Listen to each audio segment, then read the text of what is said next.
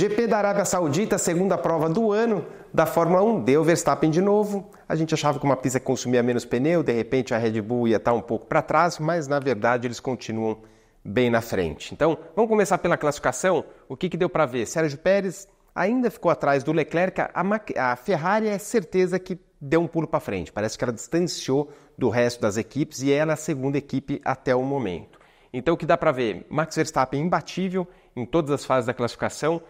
Grande surpresa, né? Sainz não correu, correu Leclerc por um problema de apendicite, que a maioria do pessoal já sabe. Oliver Bearman, a gente vai fazer um vídeo só falando dele, a estreia excepcional dele, começando pela classificação, que ele já logo na primeira classificação ficou em 11º a 6 décimos, no Q2 perdeu a entrada do Q2 para o Hamilton por 4 centésimos, quer dizer, mandou muito bem. E se a gente olhar, falando um pouco dos outros companheiros de equipe, Ricardo mal comparado com o Tsunoda, precisa começar a dar seus pulos aí o Ricardo. E Russell e Hamilton, Russell sempre um pouco na frente, Q1, Q2, Q3, sempre de 2 décimos, lá no Q3 1 décimo, sempre um pouquinho na frente. Será que está acontecendo alguma coisa com o Hamilton, com essa cabeça na Ferrari aí?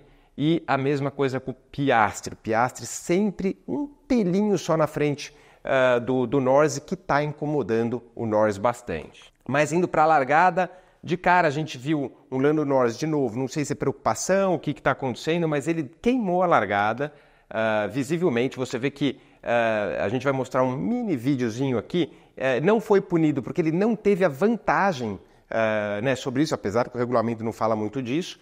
Mas você vê que a hora que ele largou, de verdade, olha como o Piastri já está bem para frente dele e as duas Mercedes para cá. Então, por isso que talvez não puniram ele. Vamos para um videozinho aqui. Você vê que a hora que apaga o farol, ele mexe. Dá para ver aqui, ó, volta aqui, mexeu, o farol ainda aceso. Só que depois ele para e todo mundo anda.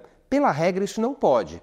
Pela regra ainda diz que você tem que estar dentro do colchete. Se fosse outro grupo de comissários, no meu ponto de vista, poderia ter punição, por isso que demoraram tanto. A gente vai falar, até do meu ponto de vista, a estratégia do Norris mudou, por causa que ele mesmo, a equipe também achava que poderia vir a punição. Então, na largada, o Leclerc sabia que não tinha muito como segurar o Pérez, já abriu o caminho o Pérez, e logo na volta 6, o Stroll passa reto, bate até que forte, vinha numa pressão ali atrás do Tsunoda e do Bearman, então ele encostou no muro de dentro, ele dá um toque nesse muro de dentro aqui, acaba quebrando a suspensão dianteira esquerda e vai direto para a barreira e acaba ficando por ali. Quando dá o safety car entra na pista, a parada de pit stop vale muito a pena, era de 11,5 segundos contra 21 segundos se fosse um bandeira verde.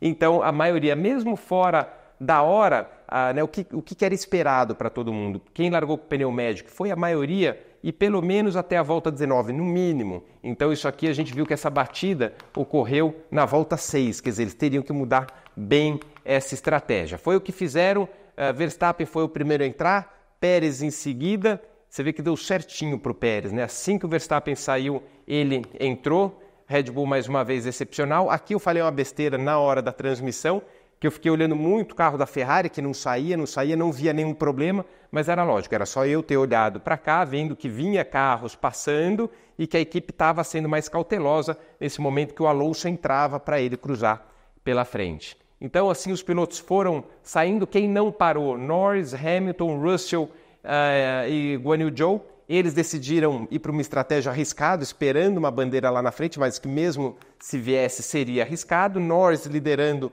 aí pela primeira vez, mas sabia que era questão de tempo.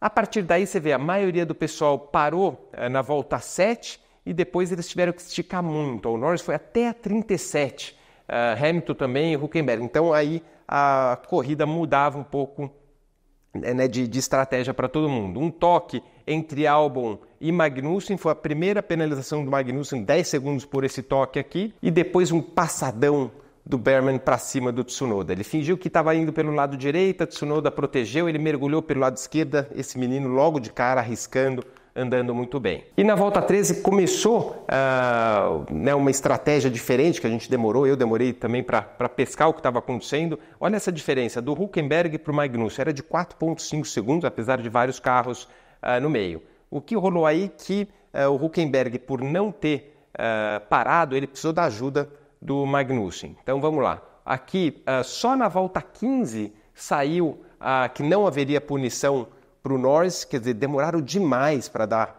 esse resultado, e para mim, talvez o Norris, a partir daí que ele começou a ver, né, e pensar na parada dele. Berman, passando o Hülkenberg, demorou um pouquinho, ele mesmo falou que estava apanhando de ter que economizar a bateria para fazer a ultrapassagem na hora certa, então, mas acabou fazendo a ultrapassagem, e um pouco mais para trás aquela guerra que eu estava falando. Magnussen, já com 10 segundos, o Tsunoda passou ele deu uma mergulhada, saiu da pista, voltou na frente, e acabou ficando, né, de novo na frente, tomando mais 10 segundos. E na hora não dava para entender, só que logo uma mensagem de rádio explicou tudo, né? A equipe estava falando para ele segurar todo esse pelotão, justamente para, né, você vê a punição, mais uma punição dele aqui, para dar espaço para o Hülkenberg lá na frente. A gente vai mostrar, olha como já né, você vê o Hülkenberg aqui e o Magnussen segurando o Tsunoda com o Albon, que estava tudo grudadinho aqui, né? Você vê todo mundo atrás dele e ele bloqueando. Meu ponto de vista, ele está correto pelo regulamento, porém eu acho que a regra tinha que ser mudada, porque ele acabou